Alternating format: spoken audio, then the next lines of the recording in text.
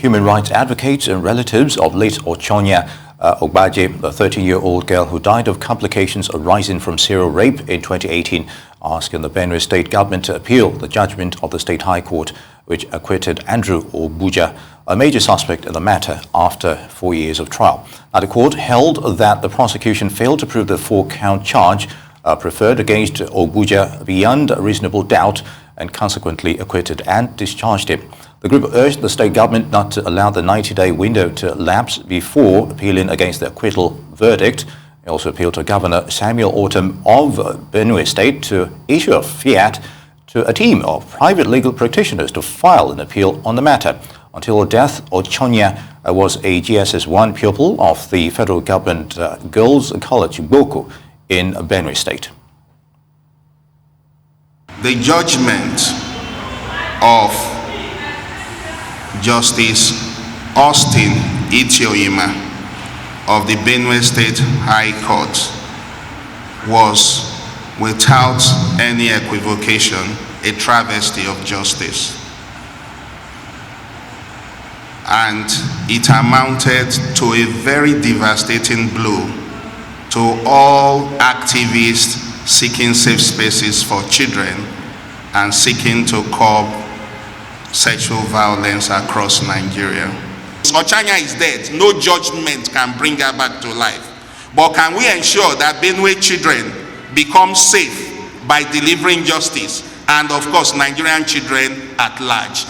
That judgment is a miscarriage of justice, and it is a good grounds for the Benue State government to authorize a notice of appeal to be filed. From the ruling at the Federal High Court and the one at the State High Court, it is clear that justice has not been done and that the entire process at the State High Court was compromised. More on that story. The Men Against Rape Foundation and the family of the late schoolgirl Ochanya Elizabeth Obanje want a fiat granted to a private qualified legal practitioner to prosecute the appeal. For a bit more focus on this, we're being joined from Arise Abuja studio by child and gender rights advocates, frontline media personality and critic, public opinion influencer, a public speaker, and a development communication expert, Lemmy Ugbegbe. Welcome to the program. Now, of course, you wear many hats. We're very aware of that. But in cases like this, you know, it's rare to see video evidence, like from what I understand, in the petition that you started, I believe a few hours ago, along with the family, where the victim actually spoke and narrated her ordeal. Why do you think that was relegated to the background by the judge in question that was assigned this case? It's really a matter of worry. What the trial judge did with that video evidence, which was admitted and marked Exhibit F, and in legal terms, it is described as a dying declaration. The judge, on his own, raised some technicalities. Initially, when the lawyer, the prosecutor, sought to tender that video evidence, the defense counsel had sought to oppose it on one reason, and one reason only, that they were not given a forenotice, they were not given a copy in advance. The trial judge, in his wisdom, appealed to both parties to say, this trial is ongoing for over 3 years. Let us not, on the basis of technicality, refuse to accept an exhibit such as the video evidence. But to our surprise, after parties had agreed to its admissibility and the evidence had been accepted and marked Exhibit F, to our surprise, during the judgment, the trial court seemed to have descended into the arena and seemed to have instead started holding a brief on behalf of the defense when it decided to raise a technical ground again for the admissibility. Let us make it clear that global best practices is such that once you have spoken, whether a victim, that means you've been abused and you are dead, but you spoke before you died, and it's recorded, or a survivor has spoken, it is called a dying declaration. That is like you are speaking from the grave. And no judge is expected by global practice to ignore that video evidence, more so because there was a corroborating evidence attached to it. The corroborating evidence being an autopsy report from the Police Forensic Laboratory in Lagos, one of the best in Africa. And in that autopsy report, it was revealed there that Ochanya died of sexual abuse-related complications. And once you have that kind of declaration from an autopsy report, which meets the global best practice and the WHO standard, you are expected, as a matter of global policy, and countries that are determined to curb sexual violence, especially child sexual abuse, are enjoined to look at the corroborative evidence and do substantive justice, not technical justice. And that was what, unfortunately, the trial judge did by refusing to look at the video evidence, which was marked Exhibit F and was before him, and the corroborative evidence, which is the autopsy report of the Police Forensic Laboratory in Lagos. Very good, Lemmy. In other aspect of this case, Mr. Oguja's son Victor is still a fugitive, we believe, and is still at large, allegedly complicit in the rape case. And his father has been acquitted by this judgment. So how does the victim's family find closure with this kind of scenario? Okay,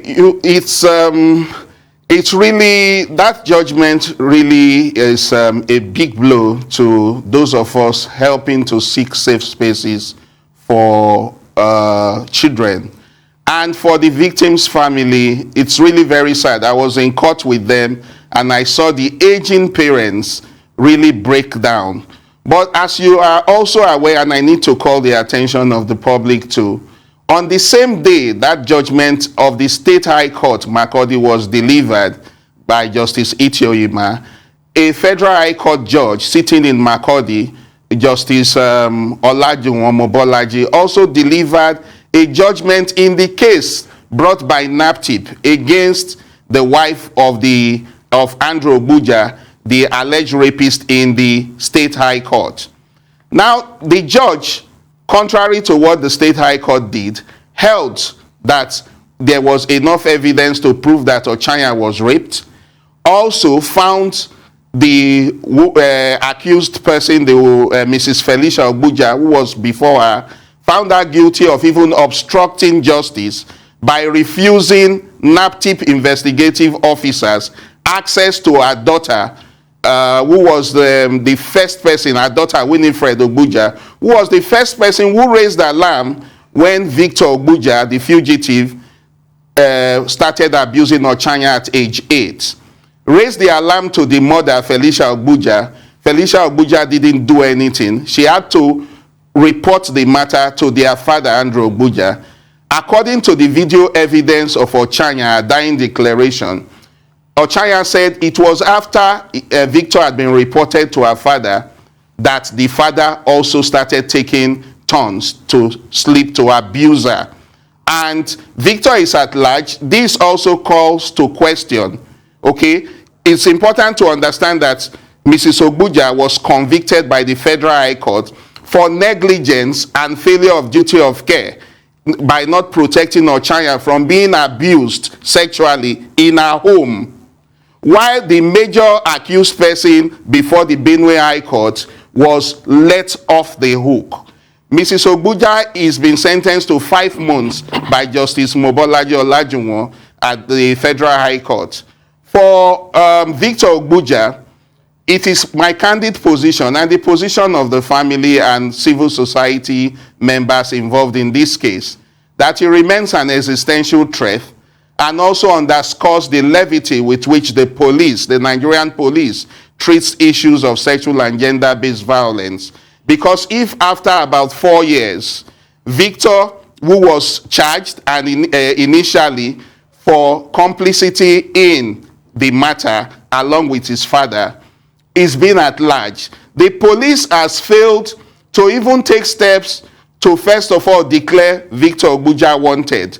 Victor Oguja is about 22, 23 now, and is released in the society. We don't know where he is. The police has not taken any step whatsoever to declare him wanted, and as so, a suspected pedophile is let loose on our children across Nigeria. This is a danger, poses a danger, and successive IGPs, Inspector Generals of Police, have come in. They've not done anything. We've repeatedly called their attention to this. This underscores the yawning gap between the empty rhetorics of government and public officials about issues of gender-based violence and the real action we expect them to take. And we must all call them out to be responsible. And that's part of the reason we have also done a petition on change.org calling on Governor Samuel Ortom of Benue State, because we cannot run away from the fact that pedophilia and indeed sexual and gender-based violence is rampant in Nigeria, and it's also a rising case in Benue. Since the Ochanya matter, there's been one case too many. You cannot open the papers and not see these cases, and many are in Benue. So it is important that Governor Ortom, being the avowed defender of the Benue Valley and its people, sees this as an opportunity for him to write his name in gold by ensuring that it directs that a notice of appeal be filed as contained in our petition, that he also goes beyond that. We made this call 4 years ago, this call I am making now, that it gives fiat to a private legal practitioner who is an expert in issues of sexual and gender-based violence and indeed human rights issues. It's not, we are not insisting on a senior advocate. There are lots of people who are professionals, who are experts in this field, who are senior lawyers, well experienced, and do not need to be senior advocates. And if they want our recommendation, they are there by our fingertips. We will recommend those we know are experts, because this field, this area, is an area that is specialized, and you cannot just throw it out to anybody. And you would see that the call we made 4 years ago was lent credence to when the judge himself, Justice Itioima, faulted the prosecutors for leaving 2 autopsy reports before him. And he said he was in quandary. They have brought 2 autopsy reports before him. Which does he use?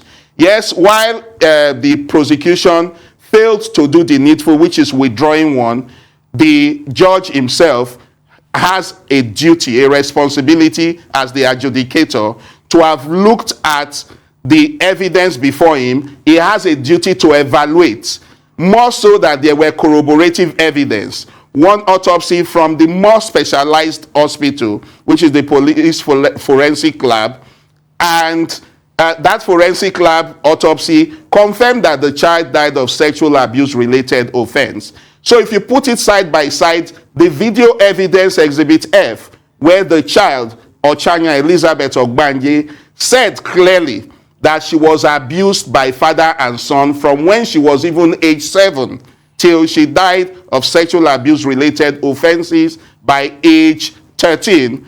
Those 2 evidence put aside has vitiated whatever wrong prosecutory approach was used, because those evidence were admitted as exhibit. The judge should have done his duty more by evaluating the corroborative evidence and giving justice to victims, because policies are deliberate that when victims who are usually afraid, survivors who are afraid of being stigmatized, eventually open their mouth to speak that this has happened to them, global policy is that you give judgment in their favor in order, 1, to deter would-be perpetrators and pedophiles, 2, in order to encourage people who are afraid of stigma and afraid that they will not find justice to speak out when they have been abused.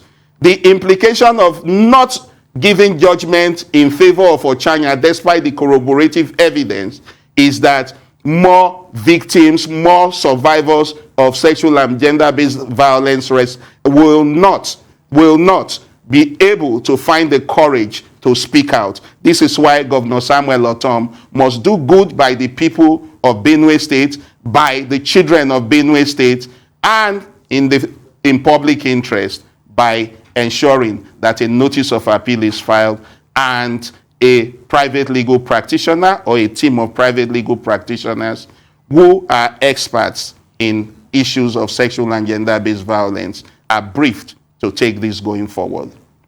So we've only got 30 seconds left, so just quickly, we've discussed some of the very complicated details of this horrific case. What else has to change at a society level so that we don't see these cases in the first place and so that children are protected in the homes, even at school? Sorry, could you take that? It's not clear. Yep. What else has to change at the society level so that we don't see these cases in the first place? Okay, fine. There must be a reorientation of society's value. Parents, families, everybody must begin to go back to the days of yore when every child we came across was treated like our own child. We must be collectively responsible for engendering safe spaces. We must also equip our children with sexuality education and give them the courage to be able to speak even before they are abused. Once they see the red flags, we must, through sexuality education, help them to identify red flags from afar and empower them with the voice to speak before they fall victim. Lemmy Ugbegbe, thank you so much. I thank you as a woman. Thank you for standing up for our rights and for the rights of children. Thank you also for joining us on Newsday.